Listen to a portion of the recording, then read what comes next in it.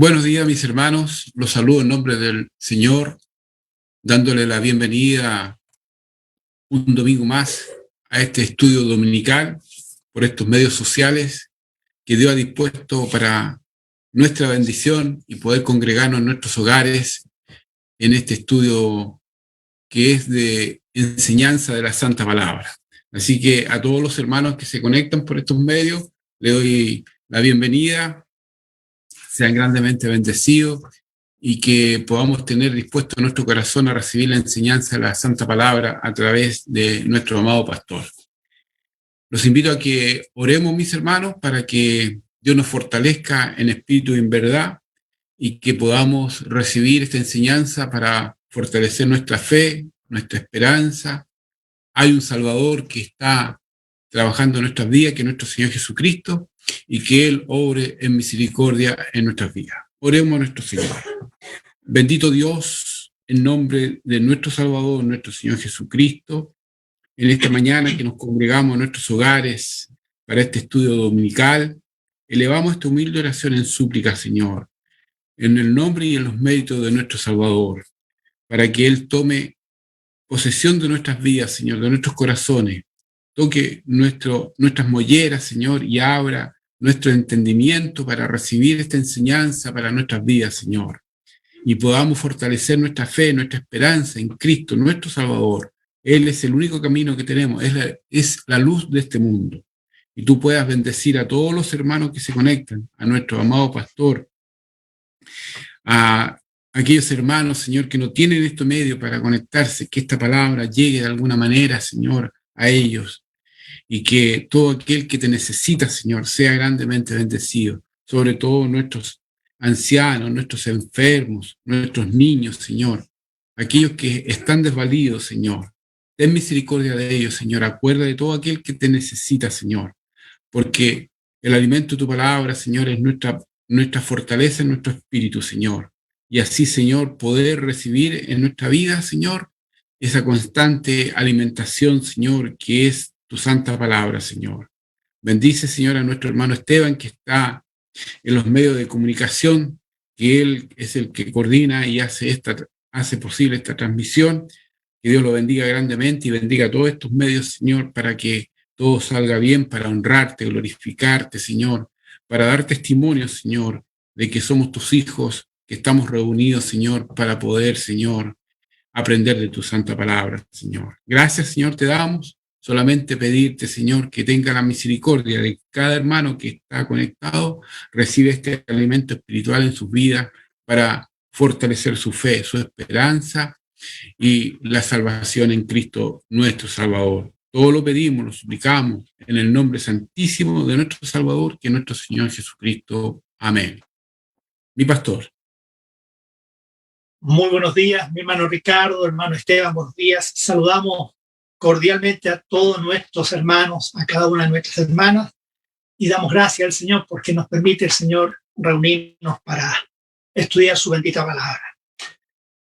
Estamos concentrados en el libro de Samuel, primer libro de Samuel, y ya hemos estudiado la vida de Samuel, la vida de Saúl, y ahora estamos detenidos en la vida de David, cómo nace de una familia, ¿cierto? Un humilde pastor, y cómo va ascendiendo. Pero ese ascenso para llegar a ser rey tuvo varias etapas, varios procesos, y una de ellas es, ¿cierto?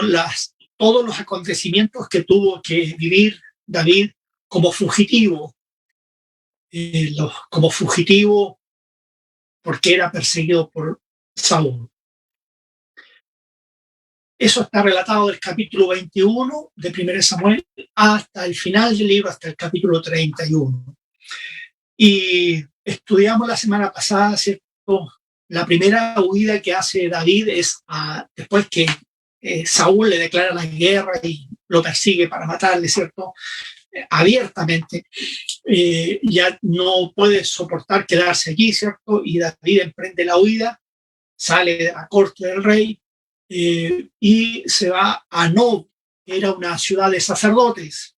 Allí le compartieron pan sagrado, para él y para otros que se habían agregado en el camino a David. Después que está allí, ¿cierto? Provisoriamente, él emprende otra huida, ¿cierto? A Gat, y en Gat, ¿cierto? En la ciudad de los profetas le fue dada comida y le fue entregada la espada con la que había vencido a Goliat, ¿cierto? La espada de Goliat. Y después él se va a la ciudad de Gat, a la ciudad de Goliat, y allí se quiere enrolar él tal vez como un soldado, quiere pasar desapercibido, seguramente en un pueblo enemigo del pueblo de Israel va a estar más seguro por la persecución del rey Saúl. Así que, y allí es descubierto nuevamente que era David el que estaba infiltrándose, ¿cierto? Y es llevado a la corte del rey de Gat, ¿cierto? Y allí es declarado un loco y es expulsado de las fronteras. Ahí está solo David huyendo fuera de las fronteras y él se dirige después a Moab, que eran las tierras de su bisabuela de Ruth, y allí encuentra un lugar seguro y allí él trae a su familia, a sus padres, sus hermanos, sus siervos, en fin, todo, y hay una comunidad de David, la familia de David está muy bien allí en Moab, están seguros, porque seguramente el rey no solamente va a perseguir a David, sino a toda la familia de David. Después viene ese terrible acontecimiento que nos relata ahí en los capítulos que estamos dando a conocer, es la matanza terrible, cruel, sanguinaria que hace David contra esa familia de sacerdotes, esa ciudad de sacerdotes de Nob, y mata a todos los jefes de familia, y no solamente a los 85, me parece que es la cifra, sino que después va con ejércitos y destruye su ganado, sus bienes, sus mujeres, sus hijos. Es una matanza terrible. De esos sacerdotes, uno solo escapó, que más adelante aparece el nombre de Abiatar. Abiatar fue el único sacerdote que logró escapar de esta matanza, y él, por supuesto, comunica estos acontecimientos a David, lo que ha sucedido. David, de alguna manera, se siente culpable porque él estuvo allí, porque él pidió comida, porque él no dijo que era fugitivo, en fin, y él se siente culpable de esta terrible matanza. Era consecuencia también de su mentira y de haber pasado por ese lugar. Así que él ofrece a este único sacerdote sobreviviente, él ofrece protección y le ofrece que se quede a su lado, y él le promete y juró ante Dios que lo iba a proteger. Luego partimos el día de hoy, ¿cierto? David después huye porque Saúl lo sigue persiguiendo, y después de dejar seguro a su familia, David se va a las cuevas, a los montes, dice la Biblia, y que se agrupó gente con él. Y hay algo maravilloso ahí, porque dice que los que se reunieron 400 en forma inmediata, 400 hombres dispuestos a estar al lado de David, a pelear con él, a ir donde él fuera, a luchar con él. Estos 400 dice que eran gente despreciada, eran gente que nadie los considera, tristes, no calificaban. Hay una hermosa ahí, podríamos decir nosotros, ilustración en ese gesto de David de cobijarlos, de recibirlos, de aceptarlos, de darles lugar. Ellos pasaron a ser soldados como el ejército de David, pero eran la gente más despreciada, eran lo último, los que no calificaban, los despreciados, esos tuvieron lugar allí en el ejército de David. Bueno, así ha sido también el Señor con nosotros, siendo lo último, lo despreciado. Dios nos ha recogido, nos ha aceptado como hijos y nos ha tomado como sus hijos. Así que no solamente 400, después dice la Biblia que se agregaron 200 más. Por lo tanto, el ejército que componía estos hombres despreciados que se pusieron al lado de David formaron 600 hombres, un ejército David con 600 hombres llamados los valientes de David. No tenían cualidades, eran lo último, pero se transformaron en fieles guerreros al lado de David. En el capítulo 23 dice que estando David en el desierto, ¿cierto? Ya con este ejército que se ha puesto al lado de él, y nos muestra algo maravilloso. David no se desvincula, él ha salido de la corte del rey, está huyendo y perseguido, pero nunca pierde el compromiso, nunca pierde el amor, nunca pierde la relación con el pueblo de Dios. Y dice la Biblia que llegó a los oídos de David que la ciudad de Keila, una ciudad de Judá, había sido atacada por los filisteos, estaba siendo invadida, ¿cierto? Y dice la Biblia que con este ejército que tenía David había sido preparado, ¿cierto? Y David sale ahora con su ejército a defender la ciudad de Keila. Él se siente comprometido, no puede aceptar que una ciudad de su amado pueblo, ¿cierto?, esté invadida, saqueada, y dice que los filisteos aprovecharon que ellos habían tenido cosechas, ¿cierto?, en ese momento en que estaban disfrutando de sus bienes, de su cosecha. Allí los filisteos se entraron y todos los saquearon, todos los robaron, y David viene, ¿cierto?, a liberar a la ciudad de Keila. Por supuesto que pidió a Dios, le preguntó 2 veces a Dios. Y el Señor, dice la Biblia, en el capítulo 23, versículo 3, dice, pero los que estaban con David le dijeron, he aquí nosotros en Judá estamos con miedo. ¿Cuánto más si fuéramos a Keila contra el ejército filisteo? Bueno, por esa razón le pide dirección y respuesta a Dios, porque los hombres, bueno, todavía no se sentían preparados ni capacitados, por supuesto, y menos aún ir a enfrentar a un enemigo tan poderoso como el pueblo filisteo. Por lo tanto, ellos les muestran, y así que David tuvo que preguntarle a Dios. Dice el versículo 4, entonces David volvió a consultar a Jehová. Y Jehová le respondió, levántate, desciende a Keila, pues yo entregaré en tus manos a los filisteos. Fue pues David con sus hombres a Keila y peleó contra los filisteos, se llevó sus ganados y les causó una gran derrota y libró Dios a la ciudad de Keila.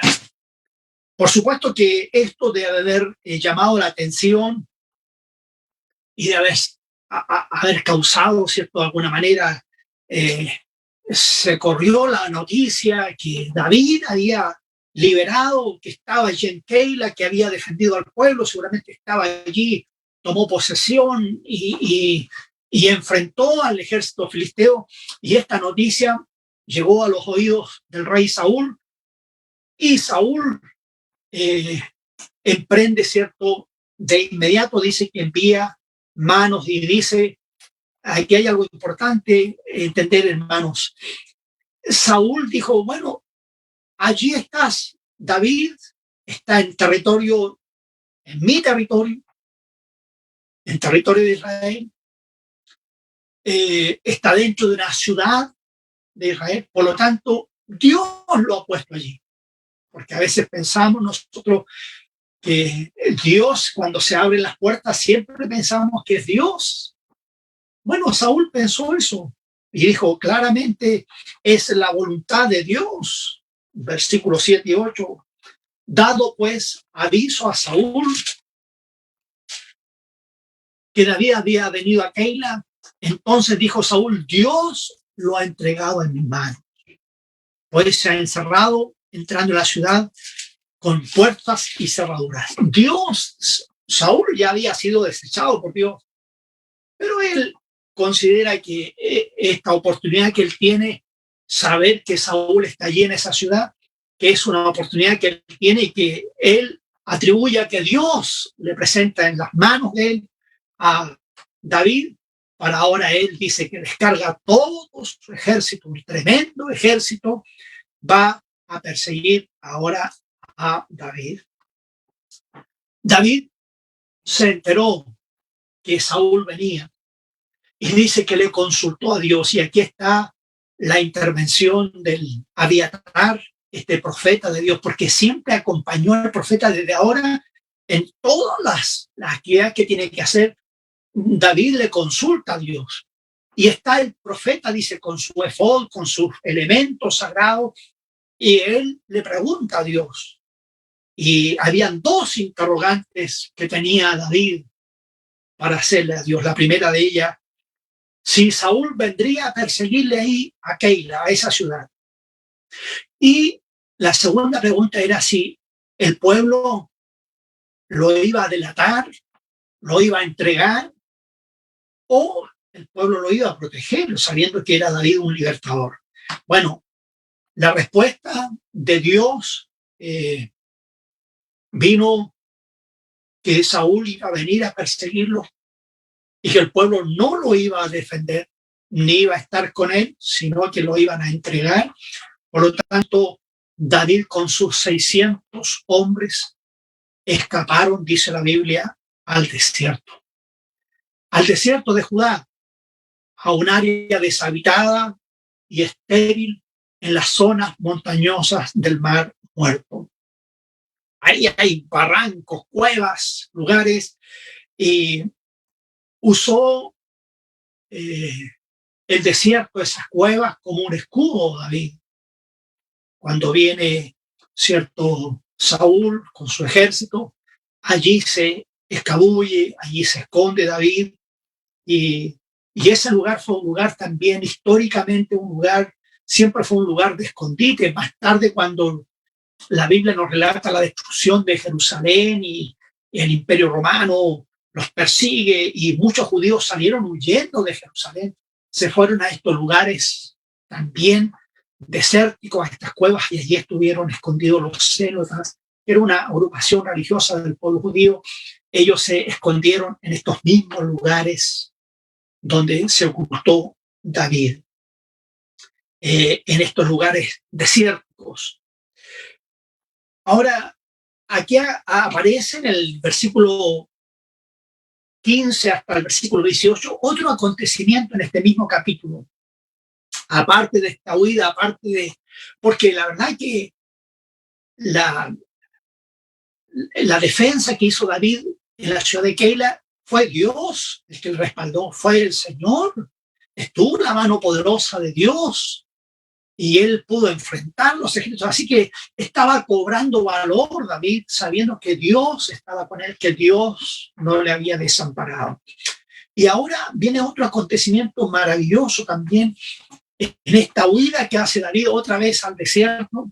Está allí, dice, y nos registra en la escritura del último encuentro que hay de David con Jonatán, el hijo primogénito de Saúl, el heredero del trono. Si moría Saúl, Jonatán tenía que ser rey. Pero nosotros ya lo habíamos estudiado y lo registra la escritura, esta amistad, este lazo de amor, de hermandad tan especial entre Jonatán y David, que recordemos que muchas veces fue usado Jonatán como instrumento en las manos del Señor para defender la vida. Y de hecho, cuando sale huyendo es porque Jonatán le da aviso que lo único que procura a su padre es darle muerte. Y en estos lugares desérticos, donde está David con su ejército, a ese lugar Jonatán llega. Seguramente se acercó, en fin, Jonatán y David, que lo apreciaba mucho, vuelven a tener un encuentro. Recibe en esos lugares tan inhóspitos, recibe la visita de su amigo Jonatán. Dice el versículo del capítulo 23, versículo 17.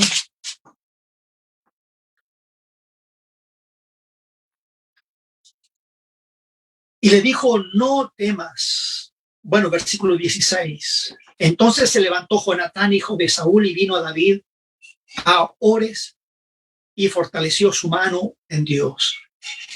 Y aquí hay una declaración maravillosa que hace Jonatán acerca de su amigo David y le dice: no temas, pues no te hallará la mano de Saúl mi padre, y tú reinarás sobre Israel, y yo seré segundo después de ti, y aún Saúl mi padre lo sabe.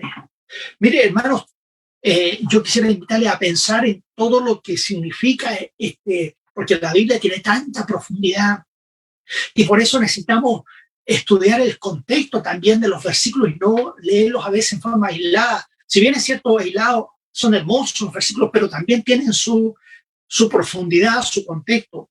Porque mire lo que está diciendo David, Jonatán a su amigo David. Primero le dice: mi padre no te va a encontrar. O sea, puedes estar perseguido a muerte, pero Dios va a estar contigo, Dios te va a librar. En segundo lugar, tú vas a ser el futuro rey de Israel, o sea, todo lo que había sido profetizado en la vida de David. ¿Se acuerda usted que fue ungido siendo un jovencito? Le confirma que los planes de Dios todavía se mantienen intactos, a pesar de todo, porque lo primero que se nos ocurre a nosotros cuando vienen los problemas es que Dios nos ha dejado, que no hay plan de Dios, que todo se ha estropeado, que algo fracasó, algo falló. Dios nunca falla. Y le comprueba a David que a pesar de todo lo que está sucediendo, de la tenaz persecución de Saúl, que ahora lo considera, después que estuvo en la corte, como un escolta, como un guerrero al lado de Saúl, ahora lo persigue para matarlo, lo odia a muerte, pero a pesar de todo eso, Dios sigue llevando sus planes adelante. Y Jonatán se lo está confirmando con estas expresiones y le dice: y tú serás el futuro rey de Israel. En algún minuto Dios te va a levantar. Y hay algo maravilloso, no solamente en esta expresión, sino que después le dice: y cuando eso ocurra, yo quiero estar a tu lado. Y yo quiero ser el segundo. ¿Y quién quiere ser el segundo? En el tiempo, en la sociedad tan competitiva que vivimos hoy día, en que se privilegian los más capaces, los más competentes, los que ocupan el primer lugar, el liderazgo, el éxito, en esa búsqueda todos. Y Jonatán le está diciendo: cuando Dios te levante, yo quiero estar en un segundo lugar. Y mire quién lo está diciendo: el que le corresponde la sucesión del reino. Él iba a ser, si muere Saúl, él iba a ser el futuro rey de Israel. Le correspondía por derecho propio, como heredad, pero le está diciendo: el Señor te va a levantar a ti y yo voy a ser un segundo lugar. Yo diría: ¿dónde están los grandes problemas dentro de la iglesia, dentro de la familia o dentro de los hijos de Dios? En la sociedad, por supuesto, porque hay ambiente egoísta, pero a veces en la iglesia nadie quiere ser incluido, enseñado por otro. Todos, nadie quiere ser dirigido por otro. Todos queremos ocupar un lugar. Y mire usted, esta enseñanza aquí de Jonatán, estas expresiones, concuerdan perfectamente con las enseñanzas del apóstol Pablo a la iglesia de Filipos. Filipenses capítulo 2, versículo 3, dice la palabra del Señor: nada hagáis por contienda o por vanagloria, antes bien con humildad, estimando cada uno a los demás como superiores a él mismo, no mirando cada uno por lo suyo propio, sino cada cual también por lo de los otros. Haya pues este sentir en vosotros que hubo en Cristo Jesús. Y relata a Cristo como ejemplo de humillación, como ejemplo de servicio. Y hoy día nosotros, nadie quiere servir, todos queremos ser servidos. Nadie quiere ser siervo, todos queremos ser señores. Y el Señor nos llama a ser siervos, a estar dispuestos, a reconocer a otros, a valorar a otros, a apreciar a otros. a los que nos ministran, a los que nos enseñan, alguien tiene que tener algo para nosotros y nosotros no queremos reconocer a otro. Nosotros queremos siempre colocarnos en el primer lugar y la verdad es que eso es idolatría. El primer lugar le pertenece a Dios. Y nosotros somos siervos del Señor. Qué hermosa enseñanza y qué hermosa expresión este encuentro de Jonatán con David. Tú vas a ser. El Señor te ha mostrado y me ha mostrado, ¿cierto?, que Dios te va a elegir a ti. Tú vas a ser el sucedor. Y además le revela otra cosa también importante. Le dice, el Señor, bueno, y Saúl, el rey, lo sabe. O sea, Saúl, ¿por qué perseguía tan fuertemente, por qué perseguía tan tenazmente a David? Sabía que David iba a ser el futuro rey de Israel. Por lo tanto, quería impedir este acontecimiento que él sabía que venía. Ahora, a raíz de esta, aquí hay justamente la expresión que la declaración que hace Jonatán respecto a lo que va a suceder en la vida de David es algo impresionante. Los planes de Dios. Pero también hay otra cosa importante aquí también, es el valor de la amistad. Porque por sobre todas las diferencias aristocráticas, no sé, de poder, de recursos, a pesar de todo, la familia de David y Jonatán como que estaban destinados a ser enemigos extremos, se han unido en una perfecta amistad tan fuerte, tan especial, que Jonatán estuvo dispuesto a arriesgar su propia vida por su amigo David y tuvo que irse en contra de su padre para preservar la vida de David. O sea, Dios lo usó y dio un honor o un lugar tan honorífico a la amistad, al compañerismo. Y hoy día los amigos con qué facilidad se traicionan. Y si hay algo maravilloso, nosotros los hijos del Señor debemos tener buenos amigos en la fe. Pero este tipo de amistad que nos habla la Escritura del Señor. Y yo creo que inspirado en esta preciosa amistad, dice la Escritura en el libro de los Proverbios, dice, y amigo hay más unido que un hermano. O sea, hay gente que Dios la une en forma tan especial que a veces llegan a ser más unidos que un propio hermano de su propia sangre. Esa clase de amigos fue Jonatán. A pesar de todo, ellos mantuvieron ese vínculo de amistad, de compañerismo. ¿De cuántos amigos se rodea usted? ¿Ha sido leal a sus amigos? Y amigos en el Señor, amigos en la fe, que nos han ayudado, que nos han acompañado, requieren nuestro amor, nuestra lealtad, nuestro aprecio, nuestro apoyo. En estos lugares desérticos donde está huyendo David, allí llega Jonatán, seguramente vestido con sus ropas, era príncipe, con una escolta le rodea, pero no le importa eso, él busca los escondrijos, las cuevas, los montes, hasta llegar donde está David rodeado de estos fugitivos, de estos hombres sanguinarios, despreciables. Allí llega Jonatán, quiere visitar a su amigo para traerle estas buenas palabras, estas buenas noticias. Dios tiene un plan contigo y tú vas a hacer. Y cuando llegue ese momento, yo quiero estar subordinado a ti. Voy a ser leal a ti. Y quiero que me coloques como un hombre de confianza porque voy a ser leal a ti. Qué hermoso ejemplo, hermano. Jonatán es un hombre de Dios, es un hombre extraordinario. Lo vinculamos a veces a la vida de Saúl, pero es absolutamente opuesto. Es tan generoso. Hay tanta claridad de Dios en la vida de Jonatán. Hay tanta lealtad a su amigo Jonatán.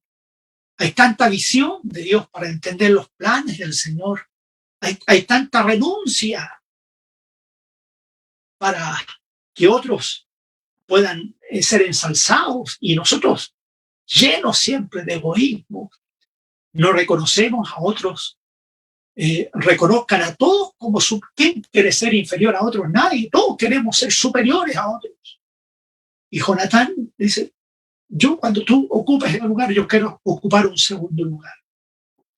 Qué hermosa enseñanza, ahí podríamos detenernos mucho rato, muchas enseñanzas preciosas, son las enseñanzas de Cristo también. Haya pues el sentir que hubo en Cristo Jesús, cómo se despoja y cómo se humilla. Jesús es nuestro amigo, es nuestro gran amigo. Y por amor a nosotros lo hizo todo. Él se despojó hasta lo sumo para que nosotros seamos vinculados como hijos de Dios. Qué hermoso ejemplo. Esta hermosa amistad entre Jonatán y este último encuentro que hay y este pacto que fue sellado una vez más de esa completa amistad, y dice que prometió David allí a Jonatán que siempre iba a estar en su corazón y que lo iba a proteger. Bueno, después de esta visita, por supuesto, sigue David como fugitivo en el desierto de Maón, y nos revela la Escritura que en estos últimos versículos de este capítulo 23, estamos en el capítulo 23, nos relata, ¿cierto?, un acontecimiento. Dice la Biblia que David está en el desierto de Maón, está rodeado, Saúl con un tremendo ejército de, no sé si 2,000 hombres lo persigue, está escondido en cuevas, y ese momento que está atravesando David es el trasfondo decíamos la otra vez que la mayoría de los salmos de David se escriben en este proceso, pero en particular en este proceso de escondido, cuando tiene que ir a los montes y a las cuevas, él escribe el Salmo 54. Mire usted el Salmo 54, y en algunas Biblias aparece una introducción. Dice, es una plegaria pidiendo protección contra los enemigos. Dice, al músico principal en Neginot, Masquid de David, cuando vinieron los cifeos y dijeron a Saúl, ¿no está David escondido en nuestra tierra? Estos cifeos fue un pueblo que fueron encargados por Saúl para perseguir, para informar a Saúl dónde estaba escondido David. Y en ese escondido David, en esos lugares, escribe este precioso salmo, capítulo 54 del libro de los Salmos. Oh Dios, sálvame por tu nombre, y con tu poder defiéndeme. Oh Dios, oye mi oración, escucha las razones de mi boca, porque extraños se han levantado contra mí y hombres violentos buscan mi vida y han puesto a Dios delante de sí. Oh, he aquí, Dios es el que me ayuda. El Señor está con los que sostienen mi vida. Él devolverá el mal a mis enemigos, córtalos por tu verdad. Voluntariamente sacrificaré a ti, alabaré tu nombre, oh Jehová, porque es bueno, porque Él me ha librado de toda angustia y mis ojos han visto la ruina de mis enemigos. En este momento en que es perseguido por estos ejércitos de Seila, también estos informantes, estos pueblos, escribe en ese mismo contexto, escribe David este salmo.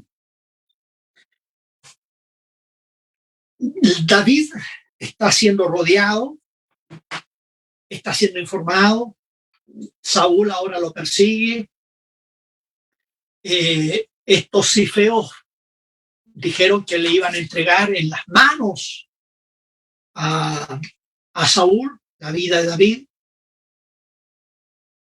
Ahora David huye en estos lugares y hay algo maravilloso también. ¿Cómo David reconocía estos lugares? Bueno, eran territorios conocidos para David. David, cuando era pastor de ovejas, él conocía los escondites, conocía las cuevas, en roqueríos, dónde ocultarse, dónde ir y dónde tener la visión, dónde llevar, ¿cierto?, a apacentar las ovejas, el rebaño. Si había, no sé, tormentas, viento, en fin, peligro, dónde cobijar la noche. Y esos lugares los está usando David, lugares reconocidos, geografía conocida de su juventud, la está usando cuando él era pastor, ahora la usa para huir de David. Dice la Biblia que Saúl, después de vigilar, ¿cierto?, los movimientos de David, los cifeos están encargados de esto, le informan dónde está. Y dice que logran casi acorralar a David. Ya está casi entregado en las manos de Saúl. Ya no sabe para dónde huir de un lugar a otro. Está cada vez más cerca y ya está individualizado el lugar. Y dice que en ese mismo instante, cuando está a punto Saúl de apresarlo, llega un mensajero donde Saúl para darle a conocer que los filisteos han atacado en otro lugar de Israel, han entrado, han atacado, ¿cierto? Y en la región del norte, los filisteos habían atacado, y de esta manera Saúl tiene que regresar inmediatamente a casa, y fue la manera en que Dios le permite huir de la mano de Saúl. Versículo 26 del capítulo 23, versículo 26 dice: y Saúl iba por un lado del monte y David con sus hombres por otro lado del monte, y se daba prisa David para escapar de Saúl. Mas Saúl y sus hombres habían encerrado a David y a su gente para capturarlos. Versículo 27, entonces vino un mensajero a Saúl diciendo: ven luego, porque los filisteos han hecho una irrupción en el país. Volvió pues Saúl de perseguir a David y partió contra los filisteos. Por esta causa pusieron a aquel lugar por nombre Sela. De esa manera, Dios usó para librar a David. Saúl tiene que ir a solucionar un problema con su ejército, una invasión, y debe dejar a David en el desierto. Ahora, la Biblia nos habla en el capítulo 24, y que es la última parte que vamos a ver este capítulo, porque hay otro acontecimiento maravilloso aquí también. Después de seguramente solucionar su problema, David sigue arrancando y vuelve otra vez la arremetida de David, de Saúl contra David. Así que lo viene a perseguir. En el capítulo 24 nos habla la palabra del Señor que David se refugia ahora en Gadi. Es un lugar desértico, pero en Gadi en particular es un oasis.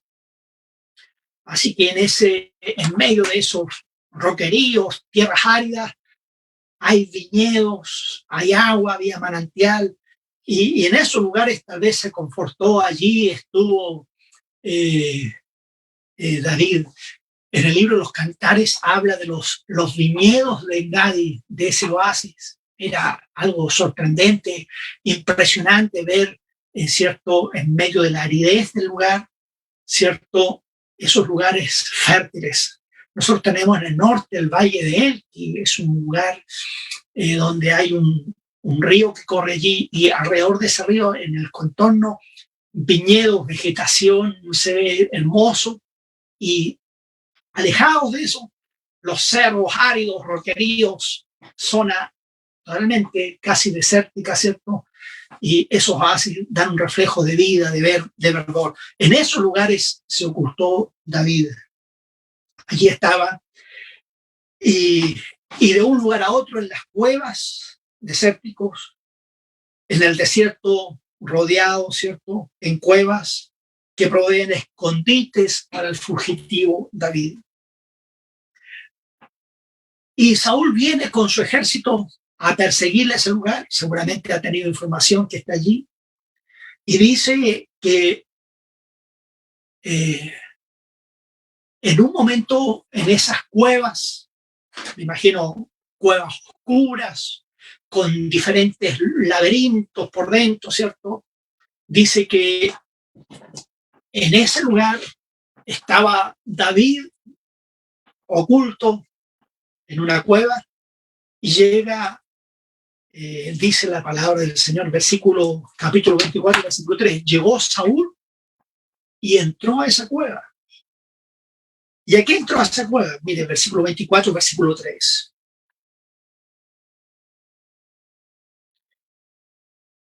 24:3. Y cuando llegó a un redil de ovejas en el camino donde había una cueva, entró Saúl en ella para cubrir sus pies. Aquí hay otra, como estamos en estudios dominicales para aprender, para cubrir sus pies entró David. Esta es una expresión, ¿cierto? Es un eufemismo, así como en la Biblia habla a veces las metáforas, las comparaciones, son figuras literarias, también están los eufemismos. Estaba buscando en la mañana qué significa eufemismo. Dice, es una palabra o expresión menos ofensiva que sustituye a otra de mal gusto o que puede ofender o sugerir algo no placentero o peyorativo al que oye. Entonces, eufemismo, entró a cubrirse los pies. Bueno, entró a la cueva para hacer sus necesidades. Por eso son los eufemismos. Entró, así que el rey también, de mal gusto, es peyorativo decir que el rey entra a sus necesidades, ¿cierto? Así que están los eufemismos. Entró a la cueva, ¿cierto? Dice, a cubrirse los pies. Estas figuras literarias, ¿cierto? Que suavizan un poquito el lenguaje, podemos decir. Y en la Biblia aparecen muchas expresiones. También dice, cuando habla de la intimidad del hombre con la mujer, ¿cierto? Dice, y se acercó a ella, o le conoció, dice. Esos son eufemismos, para no decir, ¿cierto?, que hubo una intimidad en la pareja, sino le conoció, ¿cierto? Son eufemismos. Esta es una expresión de eufemismo, capítulo 24, versículo 3. Y cuando llegó a un redil de ovejas, en el camino donde había una cueva, entró Saúl para cubrir sus pies, en ella para cubrir sus pies. Y David y sus hombres estaban sentados en los rincones de la cueva. Posiblemente, ¿cierto?, el rey, al entrar a esta cueva para hacer sus necesidades, tuvo que sacarse la capa, en fin, o ir en un lugar más solitario. Y en ese momento, David está allí con sus hombres.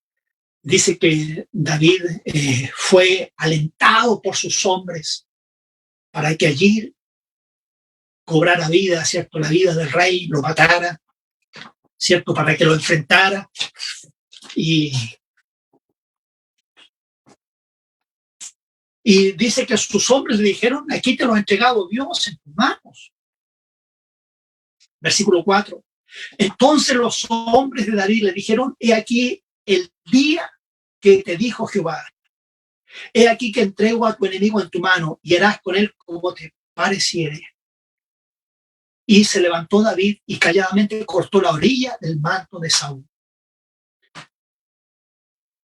Y dijo a sus hombres, versículo 6, Jehová me guarde de hacer tal cosa contra mi Señor, el ungido de Jehová, que yo no extienda mi mano contra él, porque es el ungido de Jehová.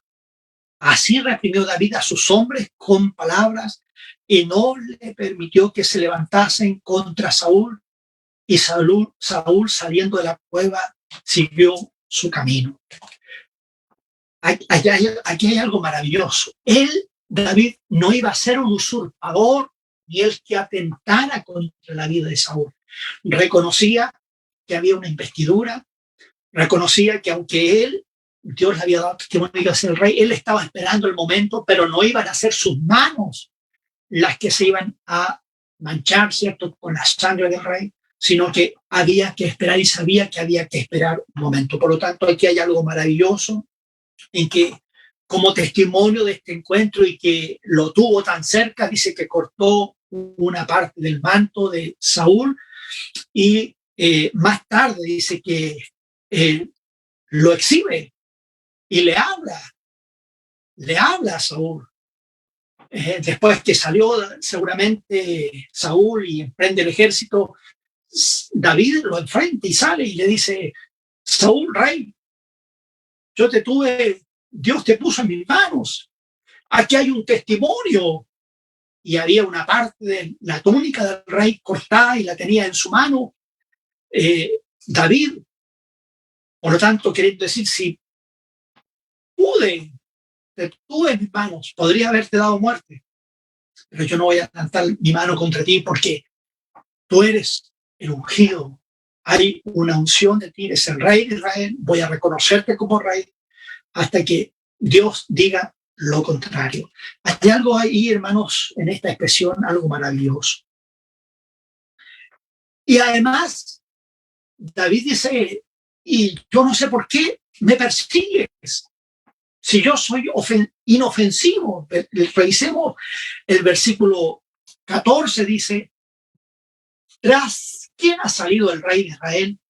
¿A quién persigue? ¿A un perro muerto? ¿A una pulga? Se compara con una pulga, con un perro. Dice, ¿para quién me persigue si yo no soy inofensivo ante ti? ¿Qué daño te voy a hacer? ¿Para quién me persigues si no tengo nada contra ti? Dice, y aconteció que cuando David acabó de decir estas palabras a Saúl, dijo: ¿no es esta la voz tuya, hijo mío David? Y alzó Saúl su voz y lloró. Aquí hay un acto de reconocimiento. Saúl reconoce y como que viene un momento para recapacitar que David, pudiendo haberle causado la muerte, no le ha hecho ningún daño y que nunca le ha hecho daño. Que todos sus enojos, la ira contra David es producto de sí mismo, de su propia inseguridad y saber que su reino ya ha sido desechado por Dios.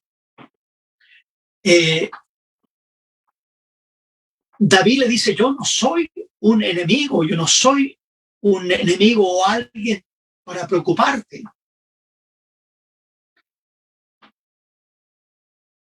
Versículo 20, lo que responde Saúl, mire usted, también es interesante. Y ahora, como yo entiendo que tú has de reinar y que el reino de Israel ha de ser en tu mano firme y estable, júrame pues ahora por Jehová que no destruirás mi descendencia después de mí, ni borrarás mi nombre de la casa de mi padre. Entonces David juró a Saúl y se fue a su casa, y David y sus hombres subieron al lugar fuerte. Aquí hubo un momento de tregua, un momento de paz. Por supuesto que David sintió que no era sincera estas expresiones, eran producto del momento. David sigue con sus hombres a los lugares altos y Saúl desiste de perseguirlo, reconociendo que Dios lo había puesto en las manos de David, pero David le había perdonado la vida, así que él vuelve a su palacio, a su trono, y desiste esta persecución. Pero antes de retirarse, ¿cierto?, en este encuentro, reconoce y le hace prometer y jurar a David que cuando Dios lo levante como rey, mire usted, así que el rey Saúl tenía testimonio que David lo iba a suceder en el reino. Cuando Dios te levante, dice, porque la costumbre era, si había un nuevo rey de otra familia, ¿cierto?, ese rey se encargaba de dar muerte a toda la familia para que no hubiera ningún vestigio de la familia del antiguo rey. Por lo tanto, David le correspondía dar muerte a toda la parentela de Saúl, pero le hace prometer Saúl, le dice, cuando tú reines, ten misericordia, ¿cierto? Y acuérdate que no destruirás la descendencia después de mí, dice, ni borrarás mi nombre de la casa de mi padre. Y David juró a Saúl, hizo un juramento a Saúl, que más tarde lo cumplió, lo vamos a revisar en la escritura después que David cumplió este juramento que hizo el rey. Y David y sus hombres subieron a lugares fuertes, a lugares altos, a lugares de escondite, y David como que hubo una tregua y desiste en la persecución. Por lo tanto, hay un momento de quietud, de relajo en la vida de David como fugitivo. Próxima semana seguimos con el capítulo 25 y Dios confirma esta preciosa enseñanza en nuestros corazones. Oremos, demos gracias al Señor por su palabra. Gracias por poder detenernos en esta porción de la Escritura. Amén. Estos capítulos 23, 24, con tantas situaciones que son propicias, instructivas también para nosotros. Aprendemos de tu palabra, nos interiorizamos de ella y sacamos lecciones espirituales para nosotros, porque también vivimos en situaciones tan difíciles. Qué preciosas enseñanzas de amistad, de lealtad, de respeto. Qué preciosas enseñanzas, Señor, que a pesar de la dificultad, de la persecución que enfrenta, está la confianza en ti, Señor, de no desesperarse. Señor, todo está bajo el control suyo. Así también la vida nuestra está bajo el control. Bendice cada hogar y cada familia representada. Y estas preciosas enseñanzas usted las grabe en nuestros corazones. Amén. Lo rogamos por Cristo, nuestro bendito Salvador. Amén. Amén. Mi hermano Ricardo, usted dará los últimos avisos. Dios le bendiga. Amén, mi pastor. Bien, mis hermanos, hemos tenido una enseñanza muy prometedora que llena nuestras vidas y que podemos saber que hay un Dios que es justo en todo nuestro sentir y en todo nuestro existir. Siempre va a haber justicia de parte de nuestro Dios. Por supuesto que nosotros tenemos que obedecer, como así lo hizo David, obedeció y siempre se amparó en Dios, alabándolo, glorificándolo. Bien, mis hermanos, ha sido una hermosa palabra. Solamente indicarles que a las 12:15 tenemos la reunión de los niños con nuestras hermanas de la 9ª y 10ª clase. Y hoy a la tarde, más bien dicho ya en la noche, a las 19 horas, tenemos nuestra reunión general en donde participamos para alabar y glorificar a nuestro Dios. Así que quedamos plenamente invitados para que participemos de estas dos actividades para alabar y glorificar a nuestro Dios. Y que Dios nos bendiga y que podamos estar siempre nosotros atentos a lo que Dios quiera en nuestras vidas y bendiga a todo aquel que está necesitado, sobre todo nuestros ancianos y nuestros enfermos. Mi pastor. Invitados cordialmente el próximo domingo a las 11 de la mañana a nuestro estudio. Continuamos del capítulo 25 en adelante. Bueno, estamos viendo todo este proceso de David como fugitivo, ¿cierto? Y todo este proceso dura hasta el capítulo 31, hasta finales. Por lo tanto, aquí vamos a ir a ver hasta cuánto podemos más avanzar la próxima semana. Hasta la tarde, que Dios les bendiga. Gracias, hermano Ricardo, hermano Esteban. Muchas gracias. Nos encontramos para ratito. Dios les bendiga.